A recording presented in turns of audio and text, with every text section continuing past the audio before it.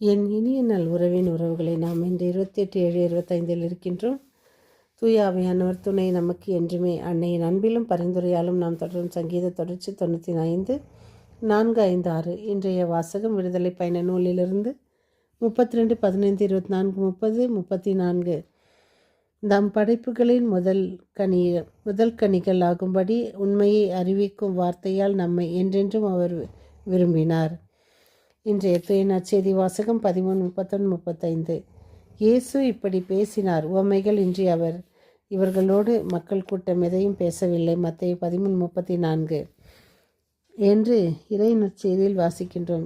ஏன் எங்கேயும் எப்பொழுதும் இயேசு உவமைகள் வாயிலாக பேசினார் என்பதற்கும் உவமை ஒன்று பதில் சொல்லும் வகுப்பில் 2 சிறுமிகள் சிரித்து பேசி கொண்டிருந்ததை பார்த்த ஆசிரியை, என்ன அங்கே 2 பேரும் சிரித்து பேசிக்கிட்டு இருக்கீங்க என்னன்னு சொன்ன, நாங்களும் சிரிப்போம் என்றார். உடனே ஸ்வேதா, ஒன்றுமே இல்லை மிஸ், நேற்று எங்கள் மாமாவோட ஏர்போர்ட்டுக்கு போய் பெரிய ஏரோப்ளைனை பார்த்தேன். எவ்வளவு பெருசு தெரியுமா? நம்ம ஊருக்கு வரும் பெரிய பஸ்ஸை விட பெருசாக இருந்துச்சு என்றால், ஒரு உண்மையால் ஒரு உண்மையை பெரியவர் தொடங்கி சிறியவர் முதல் முடிய படித்தவர் தொடங்கி படிக்காதவர் வரை எல்லாருக்கும் எளிதாக விளக்கி சொல்ல முடியும். மறைந்திருப்பவற்றை எளிதாக வெளிச்சத்திற்கு கொண்டு வரும் ஆற்றல் உவமைக்கு உண்டு. இதனால் தான் இயேசு எப்பொழுதும் உவமையாக பேசினார். இன்றைய முதல் வாசகம், ஆசிரியர் பொன் கன்றுக்குட்டி மிருதுவாக பொடி போன்ற உவமைகளை பயன்படுத்தி அவர் சொல்ல நினைத்த செய்தியை தெளிவாக எடுத்து சொன்னதை காண்கின்றோம். உவமை வாயிலாக அதிகமாக இறைவன் பேசிய பொழுது அந்த காலத்தில் நிறைய பேர் எழுத படிக்க தெரியாமல் இருந்தாங்க. நிறைய பேருக்கு படிப்புனா தெரியாது. அதனால் அவங்களுக்கெல்லாம் புரியும்படி ஆண்டவர் அழகாக அந்த விளக்கத்தை சொல்கின்றார். விதை கூட சிறியது, ஆனால் அது வளரும்போது மற்ற செடிகளை விட பெரியதாக வளர்கிறது, கடுகு விதை என்பதை அவர் சொல்கின்றார். மற்றும் பாளையத்திற்கு எழும் போர் முழக்கம் என்று அதற்கு மோசே இது வெற்றி முழக்கமே என்றார். மோசே திரும்பி வரும்பொழுது அவர்கள் கன்றுக்குட்டிகளை வைத்து அதை இது பண்ணும்பொழுது, டான்ஸ் ஆடிக்கொண்டு இருக்கும்பொழுது அவர் கோபத்தினால் அதை இடித்து தண்ணீரில் தூவி இஸ்ரேல் மக்களை குடிக்க செய்கின்றார், பொடி பொடியாக. ஆனால் அந்த கோபத்தில் கூட ஆண்டவருக்கு மிக உகந்த பணியைத்தான் அவர் செய்தார்.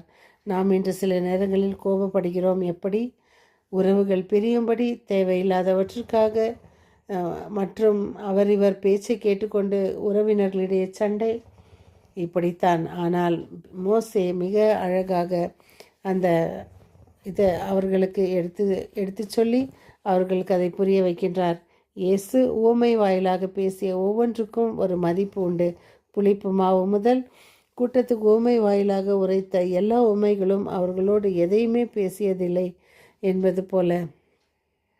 ஒரு மாணவன் பள்ளி டீச்சரிடம், மிஸ் பலாப்பழம் எதுக்கு பெருசாக இருக்குது, அதை எப்படி உடனே நம்மளால் பிரித்து சாப்பிட முடியாது, ஆனால் வாழைப்பழம் ஈஸியாக இருக்குது, ஏன் மிஸ் அப்படின்னு கேட்குறான். உடனே அந்த ஆசிரியருக்கு என்ன சொல்வது என்று தெரியவில்லை. ஏன்னா எல்லாமே இறைவனின் படைப்பு. அப்போ அவர் சொல்கிறாங்க, இல்லை, பலாப்பழம் பெருசாக இருக்க, பார்க்க அது கஷ்டமாக இருக்கும், உடனே அதை சாப்பிட முடியாது, ஆனால் நம்ம அதை பிரித்து கஷ்டப்பட்டு எடுக்கும்போது அனுபவித்து ருசித்து சாப்பிடலாம், அவ்வளவு இனிமை அது அப்படின்னு. அதே போல் இறை வார்த்தை என்பது பார்க்க என்ன இவ்வளோ பெரிய புத்தகமாக என்று இருக்கும், ஆனால் அந்த வார்த்தைகள் படிக்க படிக்க படிக்க தெவிட்டாத தெள்ளத்தேன் போல தான் இருக்கும் இறை வார்த்தை. அதை நாம் மனதில் கொண்டு இறை வார்த்தைக்கு செவி மடுப்போம்.